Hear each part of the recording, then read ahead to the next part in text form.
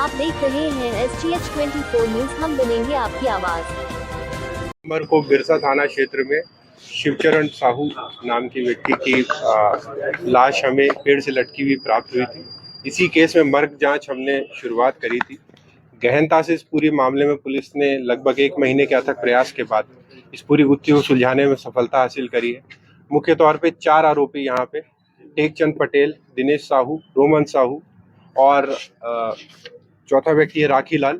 इन सब लोगों ने मिलके दूसरे राज्य में इन्हें पहले यहाँ खाना खाने के बहाने से बुलाया, उसके बाद इनके साथ मारपीट करी। मारपीट करने के बाद जब ये अधमरे थे, इन्हीं के गमछे को पेड़ पे लटकाकर इन्हें जान से मार दिया। पूरे घटनाक्रम में चूंकि एक संवेदनशीलता बनी हुई थी शुरू से ही, तो प्रत्येक एंगल को हमने बहुत ही बारीकी से जांच करी। पीएम रिपोर्ट में भी क्योंकि इनके द्वारा गुमराह करने का पूरा प्रयास किया गया था, तो प्रथम दृष्टया हत्या के साक्ष्य नहीं मिल पा रहे थे, लेकिन जब बारीकी से इसमें सूक्ष्मता से विवेचना की गई तो इन सभी पूरी कांड को खोलने में हमें सफलता मिली है। इनके द्वारा पुलिस को गुमराह करने के लिए दूसरे राज्य में आके इस घटना को कारित किया जाना, प्लस घटना स्थल पर साक्ष्यों को इस प्रकार से छुपाया गया कि ये हत्या न होकर एक आत्महत्या प्रतीत हो, इसकी ओर भी एक सक्रिय प्रयास इनके द्वारा किया गया है। पूरे घटनाक्रम में बिरसा थाना की टीम ने बहुत अच्छी मेहनत करी है, जिसके लिए इन्हें 10,000 रुपए के इनाम की आज मैं घोषणा करता हूँ। सर, पूरा जो मामला है उसको प्रथम दृष्टया आत्महत्या बताया गया था, शॉर्ट फिल्म की रिपोर्ट भी आई थी, उसमें विलंब हो गया। यही क्लियर था कि हत्या नहीं है, ये आत्महत्या का मामला। अचानक से मोड़ ले लिया सर इस केस में। नहीं, देखिए, जब प्रकरण शुरुआत में हुआ था, प्रथम दृष्टया जो पीएम रिपोर्ट का अभिमत था, जो डॉक्टर का अभिमत रहता है, चूंकि हैंगिंग के द्वारा मृत्यु को कंफर्म उनके द्वारा किया गया है, तो उसी के तौर पे जो भी आपके सामने अगर यदि किसी के द्वारा बताया गया है कि इसे आत्महत्या है या वो है, तो वो जो एक प्रथम दृष्टया ओपिनियन, मेडिकल ओपिनियन होता है, उसी के बेसिस पे उसकी बात की गई थी। मर्ग जांच आपकी निरंतर जारी थी। चूंकि ये एक संवेदनशील मामला था, तो इसे काफी गोपनीयता के साथ, काफी बारीकी के साथ मध्य प्रदेश पुलिस पे काम कर रही थी। आज जब हमने सारी कड़ियों को जाना है, यहाँ पे आरोपियों ने अपना अपराध कबूल भी किया है, तो हमें आप सबके साथ में इस पूरी चीजों को साझा करने में। सर, उसकी जो मृतक की जो बेटी है वो अभी भी ये कह रही है कि और भी लोग इसमें शामिल हो सकते हैं। देखिए, यदि उनके पास ऐसे कोई साक्ष्य या ऐसे कोई प्रमाण समझ में आते हैं, क्योंकि अभी तक का जो हमारा एनालिसिस रहा है उसके हिसाब से इन चारों लोगों ने इस पूरे घटनाक्रम की विस्तृत जानकारी हमें दी है। यदि अन्य साक्ष्य आते भी तो अभी भी विवेचना के अंदर हम उसको शामिल कर सकते हैं। हत्या के बाद ये जो आरोपी हैं वो कहाँ थे? हत्या के बाद सभी आरोपी क्षेत्र को छोड़कर कुछ लोग वापस अपने गांव में चले गए थे। एक आरोपी हमने नागपुर से भी टीम दस्तयाब करने का प्रयास किया था, और आज ही इनकी गिरफ्तारी हम लोगों ने प्रकरण दर्ज करके शुरुआत करी। लोहारीडीह का मामला एक नया मोड़ लिया है।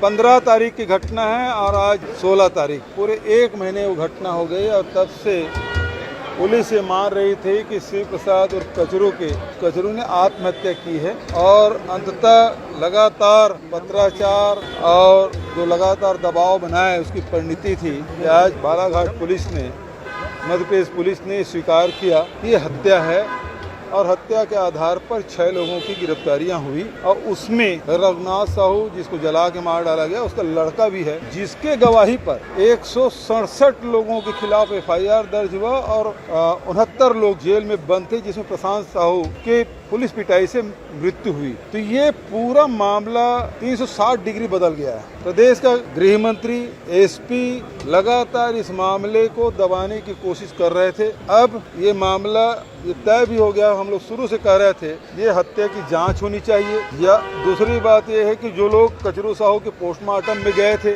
उसको भी जेल में डाल दिया गया है। तो फिर से री इन्वेस्टिगेशन की बात हम लोग कर रहे थे, और अब स्थिति ये है कि वहाँ के SP, तत्कालीन SP, वहाँ के विधायक और अभी वर्तमान में गृह मंत्री, उसकी सारी भूमिका है वो संदिग्ध है। ऐसे में हाई कोर्ट के निगरानी में ये सारी जांच होनी चाहिए। सरकार को ये फैसला लेना चाहिए, क्योंकि अब इनके अधिकार क्षेत्र में रहा नहीं, क्योंकि 167 एक हत्यारे के कथन पर 167 लोगों को ये सरकार फांसी की सजा दिलानी चाहती है। तो इतने लोगों की जान, 3 तो गए, अब 167 लोग, उसमें बहुत सारे निरपराध, उसमें से हो सकता है कुछ लोग रघुनाथ साहू के हत्या में शामिल हैं, उसकी सही जांच होनी चाहिए। लेकिन निरपराध लोगों को, जो रघुनाथ साहू का लड़का जो खुद अपराधी दिनेश, उसके कथन के आधार पर आप 167 लोगों को आरोपी बना दें। उसमें भी नया जो कानून बना है मॉब लिंचिंग का 103(2) और 103(1), ये सारे लागू हो गए। मैं